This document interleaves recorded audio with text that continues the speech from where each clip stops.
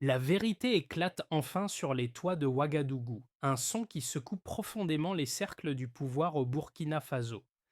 Ibrahim Traoré, un homme qui a défié la mort à de multiples reprises, regarde l'avenir avec une détermination inébranlable.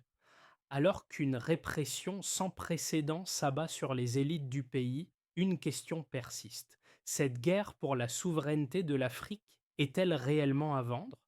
Si Ibrahim Traoré tombe, l'espoir d'une Afrique indépendante et souveraine s'effondre avec lui, laissant derrière lui une question sans réponse. L'Afrique peut-elle réellement se libérer de ses chaînes? L'Afrique a toujours été un continent tiraillé entre l'espoir et la déception, pris dans un cercle sans fin de luttes politiques et de complots extérieurs. Mais aujourd'hui, Ibrahim Traoré représente bien plus qu'un simple leader du Burkina Faso. Il incarne l'espoir d'une Afrique souveraine, déconnectée des intérêts étrangers, qui cherchent à la maintenir dans l'ombre de la dépendance. Traoré n'est pas seulement un homme qui lutte pour sa nation, mais pour une vision plus grande, une Afrique unie, libérée des chaînes de la colonisation moderne et des manipulations étrangères. La question qui se pose maintenant est de savoir si l'Afrique peut réellement s'affranchir de ses forces et prendre son destin en main, ou si elle restera à la merci de ceux qui cherchent à contrôler ses ressources et son avenir. Daniel, les stakes sont énormes et la victoire de Traoré pourrait bien marquer le début d'une ère nouvelle pour le continent. Si cette révolution échoue, le rêve d'une Afrique indépendante pourrait bien disparaître dans les pages sombres de l'histoire. Alors que la répression se déploie, un secret bien plus sombre refait surface au Burkina Faso. La lutte d'Ibrahim Traoré n'est pas simplement contre les ennemis visibles, mais contre des forces invisibles qui tirent les ficelles dans l'ombre.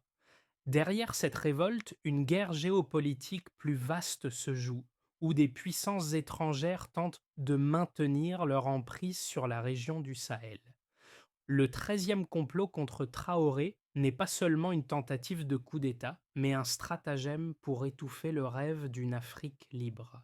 Cette intrigue révèle la profondeur de la corruption et de l'influence étrangère dans les affaires intérieures du Burkina Faso. Des figures puissantes, telles que des officiers à la retraite et des politiciens, se sont cachés derrière des alliances discrètes pour protéger leurs privilèges. Les chiffres commencent à parler. Des millions de francs CFA ont été utilisés pour acheter des consciences, et des arrangements secrets ont permis aux ennemis de la révolution de se maintenir dans les coulisses du pouvoir. Mais tout cela est désormais exposé et Ibrahim Traoré fait face à la tâche herculéenne de démanteler cette toile d'araignée complexe. La question devient alors: jusqu'où Traoré est-il prêt à aller pour protéger l'indépendance du Burkina Faso et de l'Afrique tout entière? Ibrahim Traoré n'est pas simplement un leader militaire. Il est un symbole de résistance, un rempart contre ceux qui veulent voir l'Afrique retourner à sa dépendance. Son ascension rapide dans l'armée, après avoir défié la hiérarchie en place, a mis en lumière une détermination sans pareille. Mais derrière cet homme fort se cache une réalité encore plus complexe. Traoré n'est pas un homme seul. Il est soutenu par une armée fidèle, notamment les unités Cobra, ces forces d'élite qui, au-delà de leur discipline militaire, incarnent la loyauté envers leur peuple. Les Cobras, légendaires dans leur efficacité, ont vu en Traoré un leader capable de redonner au Burkina Faso et au Sahel leur dignité perdue. C'est cette même unité qui va permettre à Traoré de surmonter les défis qui se dressent devant lui. Mais la tâche est immense. Le pouvoir des élites, tant à l'intérieur du pays qu'à l'extérieur, a toujours cherché à maintenir une stabilité fragile, une stabilité qui profite aux puissances étrangères. Chaque mouvement de Traoré est scruté par des forces extérieures, et chaque décision qu'il prend pourrait être une clé pour libérer ou anéantir l'espoir de la révolution. Le moment était critique et chaque action du capitaine a des répercussions qui vont bien au-delà des frontières du Burkina Faso. L'histoire de cette révolte commence à se déployer sous une lumière nouvelle. Les premiers signes de résistance ont émergé alors que les tensions au sein de l'armée se faisaient de plus en plus palpables. Dès le départ, le coup d'État contre Ibrahim Traoré semblait être une simple tentative de renversement. Cependant, cette tentative ne faisait que marquer le début d'une série de confrontations, chacune plus décisive que la précédente. Les premières semaines furent marquées par une lutte acharnée pour le contrôle des institutions clés du pays. Chaque victoire sur le terrain renforçait la position de Traoré, mais chaque défaite, aussi mineure fût-elle, montrait l'ampleur de l'opposition qu'il affrontait. Cette opposition ne venait pas seulement des factions internes, mais aussi des puissances étrangères, avec des acteurs internationaux cherchant à maintenir leur influence sur la région. Au cœur de cette lutte se trouve une question capitale. Qui contrôlera vraiment le destin du Sahel? Les implications géopolitiques sont énormes et la situation à Ouagadougou devient rapidement un microcosme des grandes batailles de pouvoir qui secouent l'Afrique. Les moments clés de cette révolution ne se résument pas à de simples victoires militaires.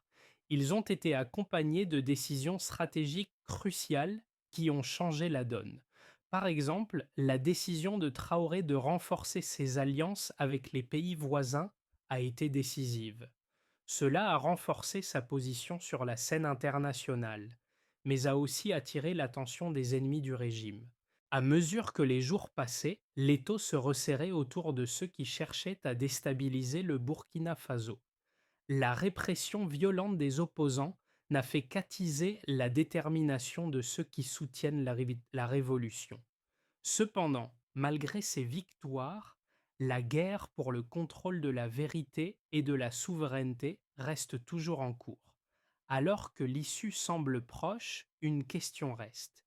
Les alliés de Traoré seront-ils assez puissants pour faire face à l'ensemble des forces extérieures qui se dressent contre lui? Les preuves qui soutiennent la lutte d'Ibrahim Traoré sont tangibles, mesurables et indiscutables. Le montant de 3 millions de francs CFA offert à un capitaine pour faciliter la trahison semble dérisoire en comparaison avec l'ampleur de ce que cela représente. Une tentative de compromettre la révolution pour quelques milliers de dollars. Cependant, cette somme, bien qu'apparemment insignifiante, révèle une vérité dévastatrice. La trahison a un prix. Cette affaire ne s'arrête pas là. Les enquêtes en cours ont mis en lumière d'autres sommes bien plus importantes, avec des chiffres atteignant des millions de francs, permettant à des conspirateurs de manipuler des figures politiques et militaires influentes. Ces fonds ont été utilisés pour acheter la loyauté de certains officiers, pour permettre à des ennemis du gouvernement de s'infiltrer et de compromettre la sécurité nationale. Le fait que ces conspirateurs aient agi en toute discrétion montre à quel point la corruption était enracinée dans le système. Les chiffres commencent à montrer l'ampleur de cette corruption systémique. Le rôle de l'élite militaire et de l'extrême influence étrangère devient de plus en plus clair au fur et à mesure que les documents financiers sont révélés. La situation ne s'arrête pas aux simples transactions financières. Des informations supplémentaires recueillies auprès de sources secrètes ont également révélé que certains officiers militaires en poste au Togo ont participé à des réunions secrètes avec des acteurs extérieurs. Ces révélations, basées sur des écoutes et des documents interceptés, jettent une lumière crue sur le réseau complexe de manipulation qui s'étend bien au-delà des frontières du Burkina Faso. Ces preuves renforcent l'idée que la lutte de Traoré n'est pas simplement interne. Elle est soutenue par une guerre géopolitique dont les enjeux vont bien au-delà de la simple survie du Burkina Faso. Avec chaque chiffre et chaque preuve qui émerge, l'histoire de Traoré devient une bataille pour la vérité, non seulement sur le terrain, mais aussi dans les salles obscures où l'avenir du pays est décidé. Loin des récits héroïques et des discours flamboyants, l'opposition à Ibrahim Traoré repose sur des arguments puissants mais souvent dissimulés, sous des apparences de stabilité et de paix.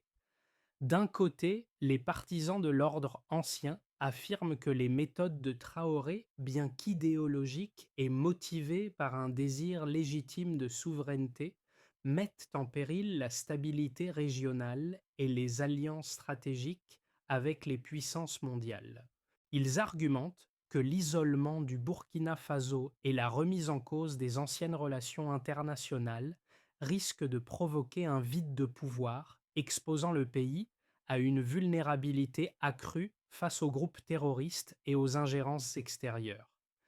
Ses adversaires affirment que la stratégie de Traoré pourrait causer plus de dommages à long terme en affaiblissant la position géopolitique du Burkina Faso au Sahel.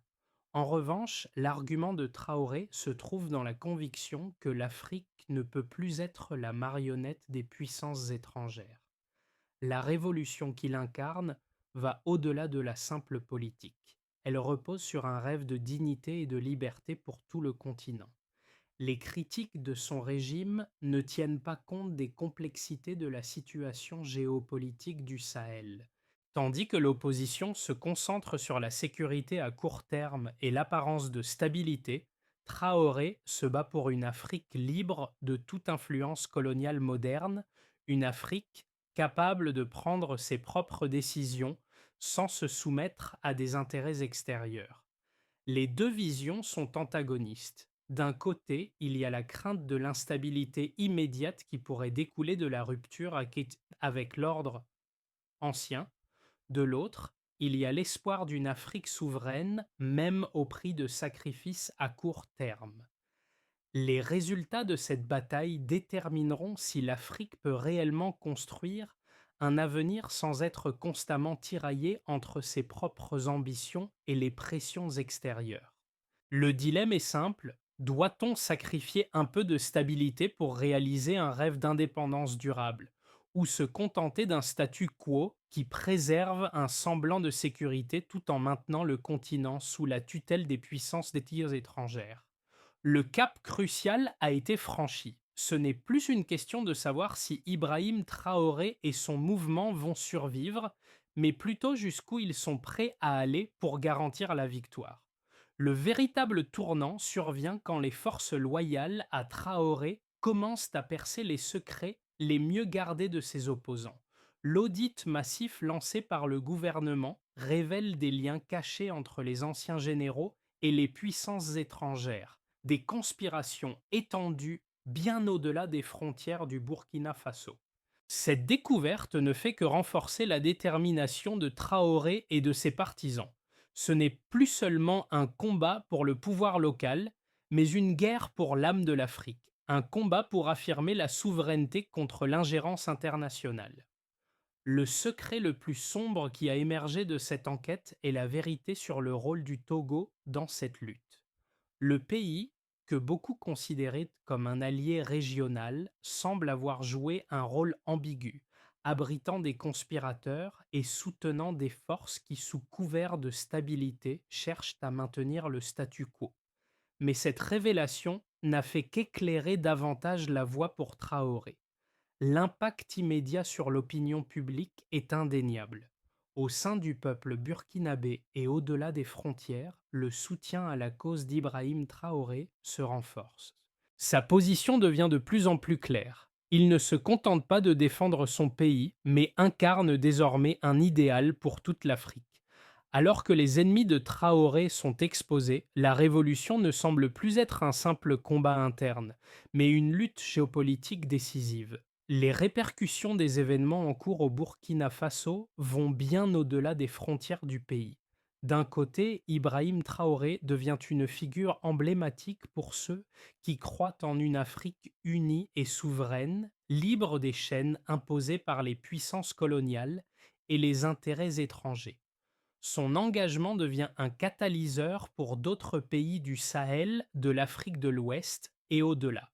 Les dirigeants des nations voisines observent de près. La stabilité du Burkina Faso et la réussite de sa révolution pourrait redéfinir la manière dont l'Afrique se positionne sur l'échiquier mondial. Ce n'est pas seulement un défi pour Traoré et son gouvernement, mais une leçon pour les autres pays de la région, leur montrant que l'indépendance véritable nécessite de faire face à la fois à des ennemis internes et externes. Si Traoré parvient à imposer sa vision, il pourrait bien servir de modèle pour d'autres nations africaines cherchant à se libérer de l'influence extérieure et des régimes oppressifs. En revanche, l'isolement croissant du Burkina Faso entraîne des conséquences immédiates. Sur le plan économique, le pays fait face à une pression accrue. Les sanctions économiques, les coupures de liens commerciaux avec certains partenaires internationaux et l'instabilité croissante mettent à l'épreuve la résilience du peuple burkinabé. Les entreprises et les marchés locaux sont frappés de plein fouet par cette instabilité et le coût de la vie grimpe.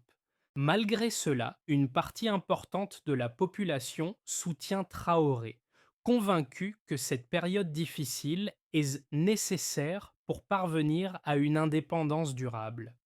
L'une des conséquences les plus frappantes est le soutien croissant des jeunes générations. Ces jeunes, souvent délaissés par les anciennes structures de pouvoir, voient en Traoré un symbole d'espoir, un leader capable de redéfinir le destin de leur nation.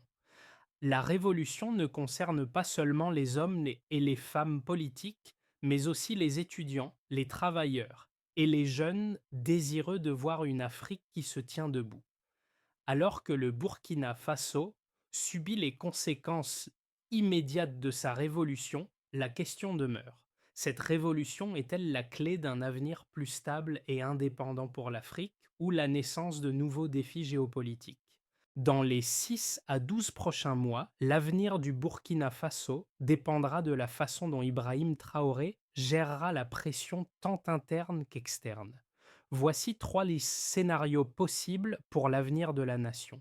Scénario de base, réussite progressive et stabilité relative. Si Traoré parvient à renforcer ses alliances régionales et à maintenir une ligne ferme contre les ingérences étrangères, le Burkina Faso pourrait retrouver une stabilité relative. Les réformes internes, bien que lentes, commenceront à porter leurs fruits et le pays pourrait voir une croissance économique soutenue par des initiatives locales. Ce scénario repose sur l'idée que Traoré saura naviguer habilement entre ses idéaux révolutionnaires et la nécessité de maintenir des relations pragmatiques avec ses voisins. Ce modèle pourrait devenir un exemple pour d'autres pays africains, prouvant que l'indépendance politique ne doit pas se traduire par l'isolement économique. Scénario optimiste, un modèle de souveraineté africaine. Dans le meilleur des cas, le Burkina Faso pourrait devenir le fer de lance d'une nouvelle ère de souveraineté africaine. Si les réformes économiques, sociales et politiques menées par Traoré prennent rapidement, le pays pourrait redéfinir les relations avec les puissances extérieures, mettant en place des partenariats équilibrés et respectueux de sa souveraineté. Cette réussite aurait des répercussions au niveau du Sahel, de l'Afrique de l'Ouest et au-delà, inspirant d'autres nations à suivre le même chemin. Les jeunes générations, éduquées et motivées, joueraient un rôle essentiel dans cette transformation. Scénario pessimiste, escalade de l'instabilité et d'isolement. Cependant, il existe également un scénario sombre. Si Traoré échoue à contenir les pressions internes et externes, le Burkina Faso pourrait se retrouver dans un état d'instabilité prolongée. L'isolement diplomatique et économique pourrait se renforcer, avec des répercussions graves sur la vie quotidienne des citoyens. Les groupes terroristes pourraient exploiter ce vide, aggravant la situation sécuritaire dans la région. L'instabilité pourrait également entraîner une série de soulèvements et de révoltes internes, affaiblissant le gouvernement de Traoré et risquant de plonger le pays dans une guerre civile. Ces scénarios ne sont pas seulement des projections pour le Burkina Faso, mais aussi des indicateurs de ce qui pourrait se passer à l'échelle de tout le continent africain. La situation au Burkina Faso n'est pas qu'une question de politique interne. Elle touche à des réalités bien plus vastes qui concernent chaque Africain, où qu'il soit. Pour les diasporas, particulièrement celles d'Afrique de l'Ouest et du Sahel, les événements au Burkina Faso résonnent comme un appel à l'action. Chaque décision prise par Ibrahim Traoré n'affecte pas seulement le futur du pays, mais celui de millions de personnes qui voient dans cette révolution une chance de redéfinir l'avenir du continent.